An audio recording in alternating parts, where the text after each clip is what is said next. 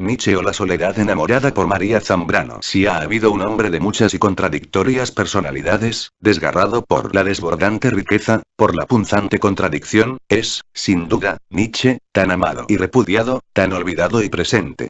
Condenado en vida a la soledad más desolada, sus palabras han corrido la suerte tristísima de ser cogidas, diríamos por los pelos, y ateniéndose a la más muerta letra, por los peores, por aquellos que reúnen las condiciones que más le repugnaron, por aquellos que representan la voz de los suburbios humanos, allí donde jamás llegó la más leve claridad.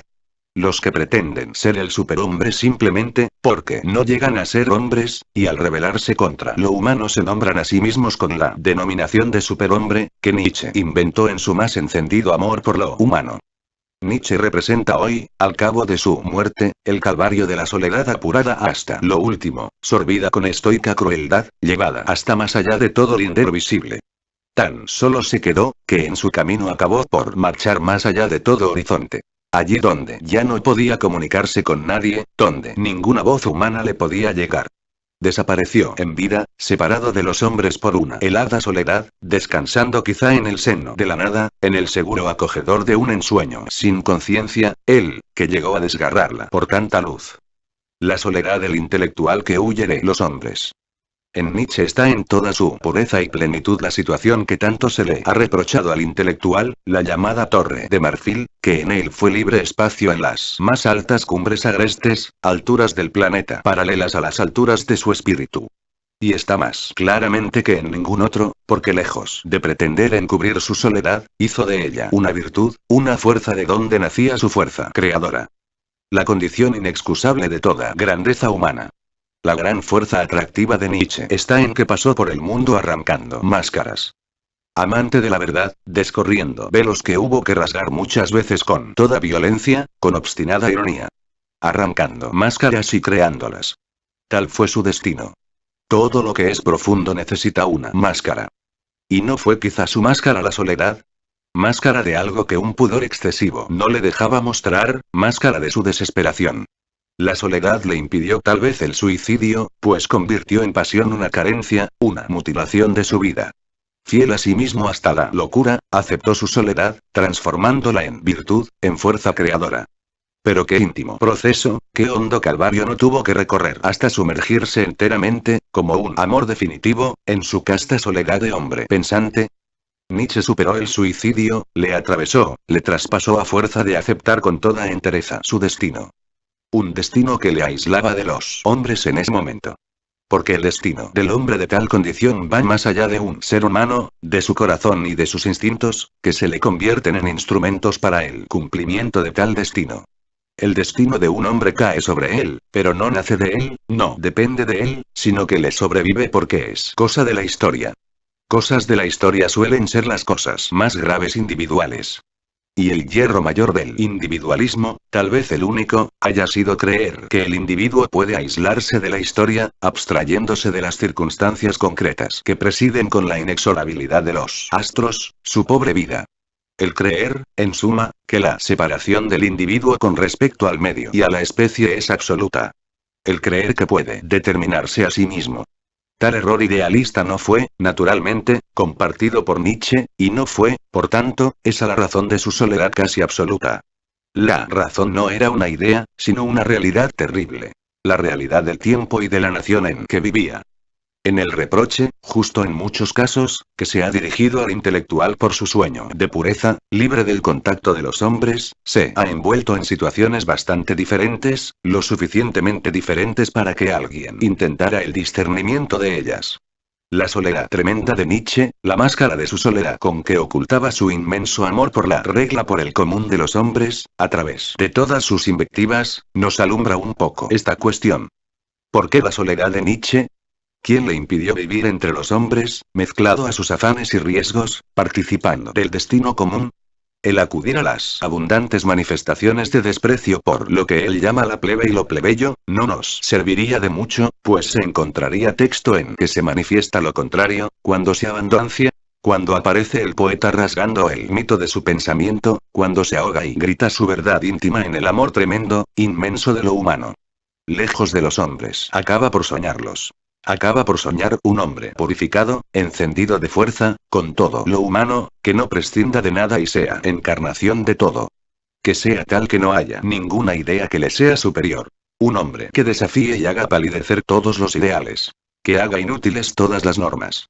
Su amor por la realidad del hombre le hizo romper todas las normas morales, las caretas pobres en que lo humano se escondía, según él. El cristianismo, el puritanismo, el utilitarismo y porque él creía que el hombre era más que sus pretendidas definiciones y que toda moral era un empobrecimiento. Su amor a lo humano le hizo saltar por encima del bien y del mal, barreras que contienen la viva realidad del hombre. Todo lo que se hace por amor, se hace más allá del bien y del mal. Y él no hizo otra cosa. Todas las ideas morales le parecieron chicas para el hombre. La realidad humana le inspiraba una fe que sobrepasaba a las ideas, a las normas. Los conceptos con que Nietzsche se sirviera para repudiar a las fuerzas limitadoras. Haz tu corazón pequeño pudieron ser y sin duda fueron equivocadas, pues al fin era un hombre de su tiempo y como tal oponía a las morales en uso otra inventada por él. La tradición filosófica europea estaba demasiado penetrada de moralismo para que un filósofo, por genial que fuese, no viniese a participar de él, oponiendo a las morales que cubren la realidad del hombre otra suya en la cual transitoriamente se apoyaba. No hubiera sucedido así, si Nietzsche desde el primer momento, hubiera tenido una intuición total del hombre. Pero no. El hombre se le va revelando precisamente en su soledad, a medida que deshace las máscaras morales, a medida que su sagacidad infatigable va escudriñando los rincones más ignorados y su audacia sin límites va analizando todo lo que hacía intangible y venerado y a medida que su soledad va llenándose de la imagen que su enamoramiento crea. Entonces lo que podríamos llamar su moral antigua, su moral de aislamiento salvaje, de desprecio a lo mediocre, de afán ilimitado de pureza, va palideciendo por la esplendente visión del hombre nuevo. Su distinción entre moral de escuela y moral de señores va quedándose como lo que era. Un instrumento para atacar a las morales al uso, un apoyo intelectual en su crítica, una base de audacia. Pero esta audacia, este afán desmedido de verdad y veracidad, este desenmascaramiento constante de todo, no hubiera existido de no estar aguijoneados por el amor más terrible, ardiente y decisivo. No habrían existido si Nietzsche no hubiera sido un enamorado. Un enamorado del hombre, de los hombres que no pudo convivir con ellos, porque su desmedido amor de una convivencia absoluta le disminuía cada vez más el número de seres con que tal exigente comunidad podía establecerse. Pero a más de esta exigencia amorosa, está el hecho social de que toda convivencia humana hasta ahora, se ha sostenido en algo. En una moral común, en unas normas comunes, en unos dioses que se veneran juntos o en unos demonios a quienes se repudia al mismo tiempo. El hombre ha estado tan oculto para el hombre y tan lleno de temores, tan nublada su frente y mudo su corazón, que apenas se ha manifestado directamente ante otro hombre.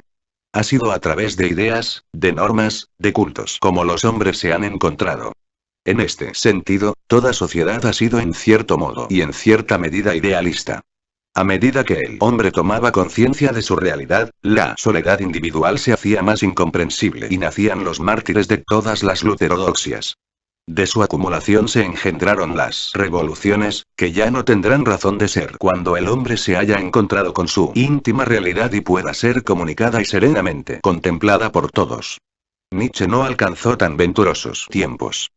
En el suyo había unas ideas imperantes, rígidas ideas en la patria de las ideas, que le apartaban de toda comunicación, que le negaban aquello que su amor perseguía.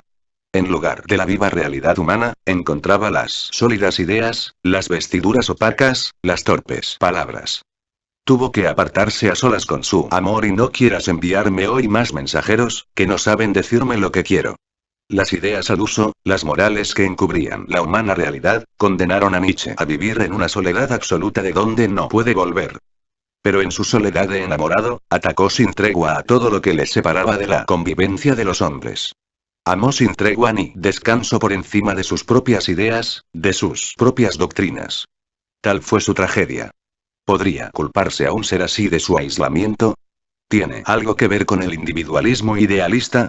¿No es en realidad todo lo contrario del filósofo que se envuelve en sus abstracciones para alejarse de las cuestiones humanas, para aliviarse de la carga de la responsabilidad, para olvidarse de los hombres y sus conflictos? Pensamos que, en efecto, fue todo lo contrario. Fue todo lo contrario de la soledad enamorada del hombre que representa la mayor tragedia humana.